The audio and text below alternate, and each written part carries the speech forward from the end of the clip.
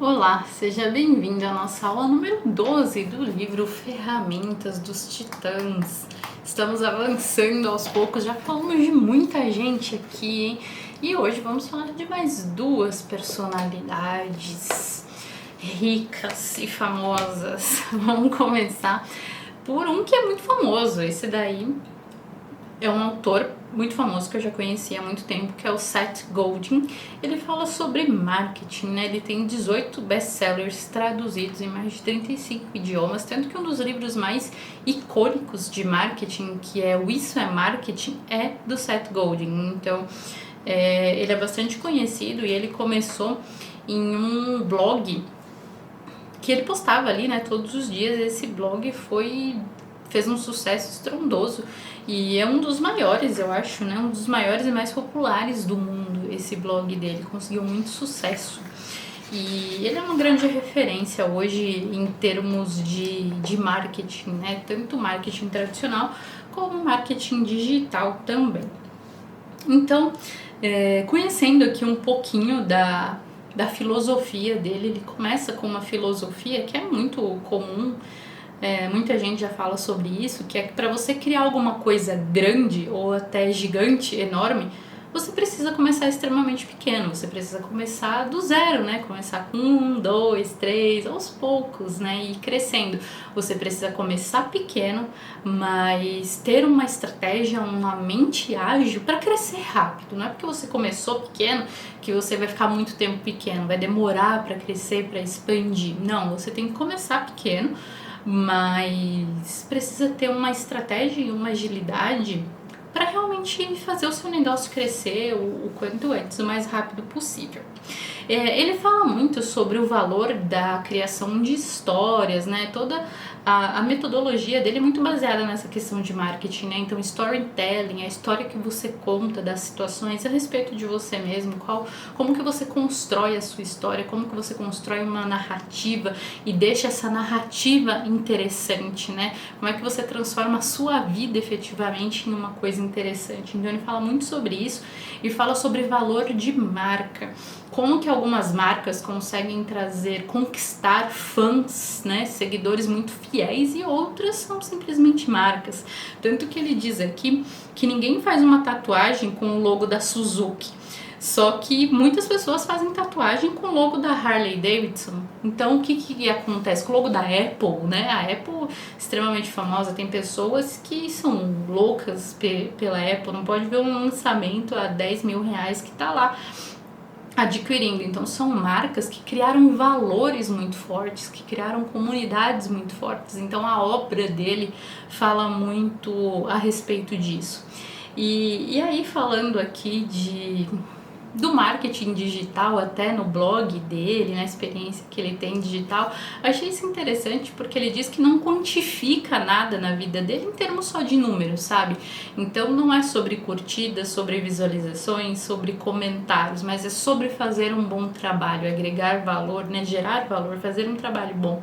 Então ele fala que você tem que fazer o melhor que você puder, independente de se tem gente ali naquele exato momento olhando, porque tem muita gente, sabe, que começa, por exemplo, hoje que redes sociais é uma tendência, tem muita gente que começa nas redes sociais, óbvio que todo mundo começa pequeno, mas não tem paciência, não tem constância, não tem consistência, e acaba que por no início não ter muitas pessoas ali olhando o que ela tá fazendo, acaba desistindo muito rápido, sabe? Então isso você não consegue criar um trabalho com consistência sem ter a persistência, desistir muito rápido. Então todo bom trabalho é construído e você precisa entregar sempre o seu melhor, porque tem sempre alguém olhando, você não sabe de onde vão surgir as oportunidades. Então faça sempre o melhor, aproveite essas oportunidades para entregar o seu melhor trabalho, porque afinal aquilo que você está entregando é uma parte de você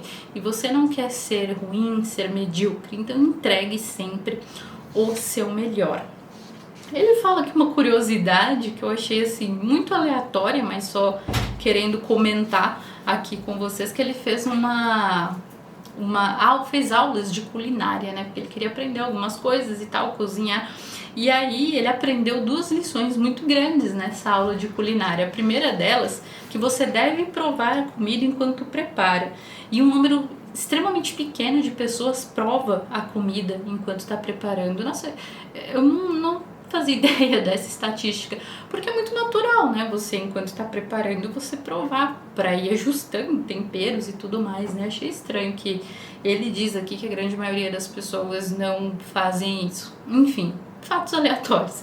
E um segundo fato aleatório que ele diz que sal e azeite de oliva são realmente uma trapaça, são armas secretas e sempre funcionam. Então, para você ajustar o tempero ali quando as coisas não vão bem, sal e azeite.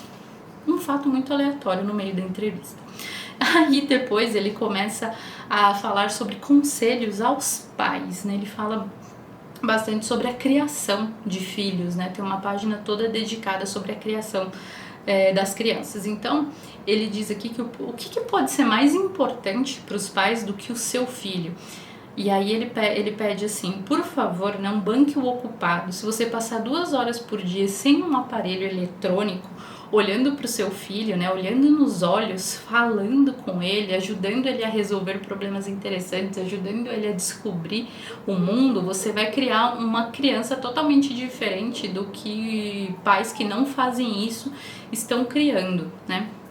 E aí, comentando um pouco mais sobre a educação, ele dá uma certa alfinetada no sistema educacional aqui.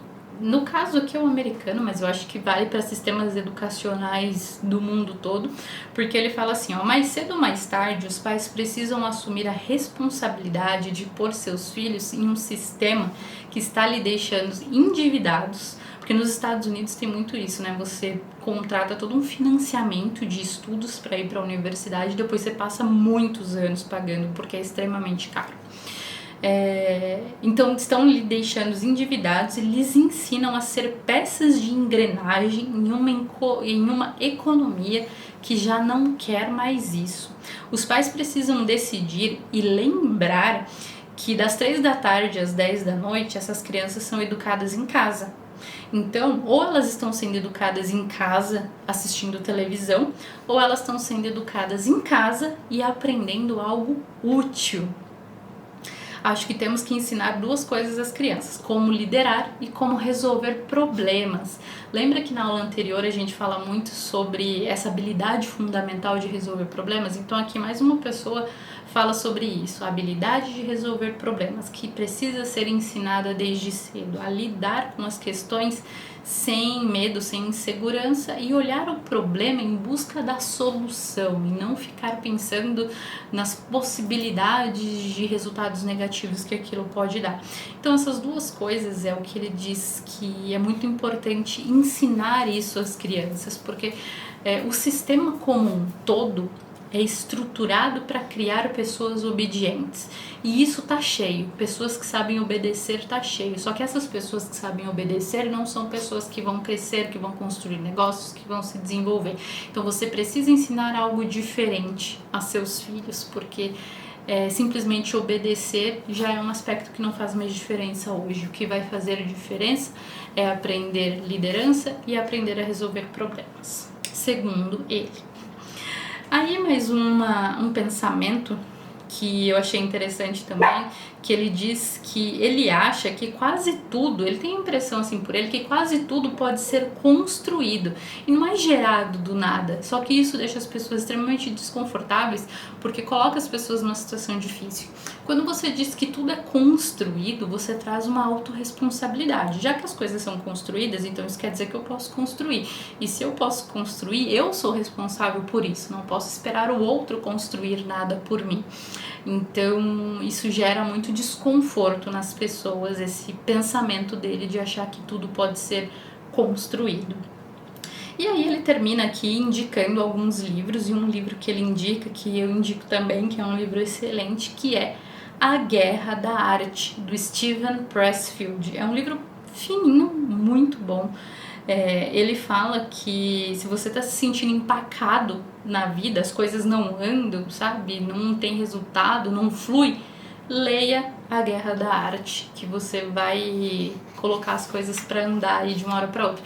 Esse livro fala muito sobre procrastinação e como a procrastinação ela entra na nossa vida de uma maneira tão enraizada que te impede de realizar, que te impede de sair do lugar. Então esse livro é um estímulo muito grande, eu acho realmente fundamental para que todo mundo leia, porque você vai aprender a lidar com alguns fantasmas, sabe? Esse livro é bem interessante, é um livro super fininho, vale muito a pena.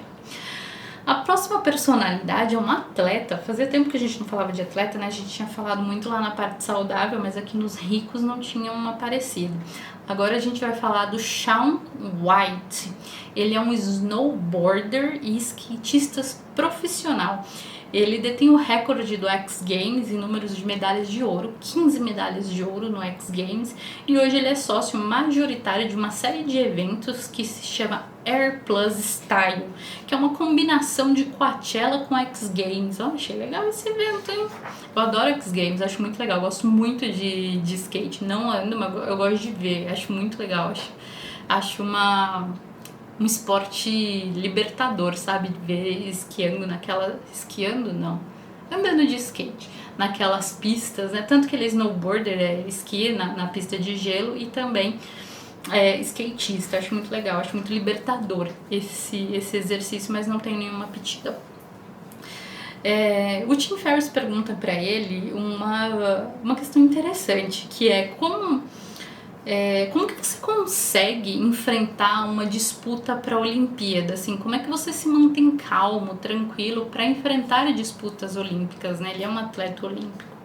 E aí ele fala que no dia, né, quando ele tá lá prestes a enfrentar uma competição, ele sempre pensa que no fim do dia, que importância que isso vai ter? O que tem de mais? Eu tô aqui, vou dar o meu melhor e depois eu vou para casa e vou ver minha família. Então, se eu não ganhar, não vai mudar nada na minha vida, vai continuar tudo igual. No fim do dia eu vou para casa, vou ver minha família, então isso acaba tirando um pouco o peso da importância, da grandiosidade da competição, né?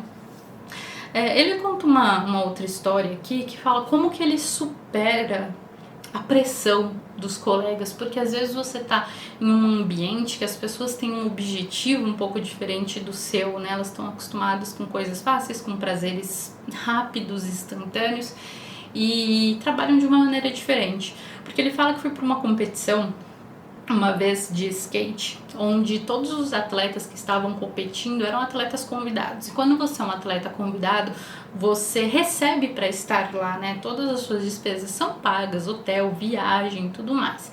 E essa competição ia dar um prêmio de $50 mil.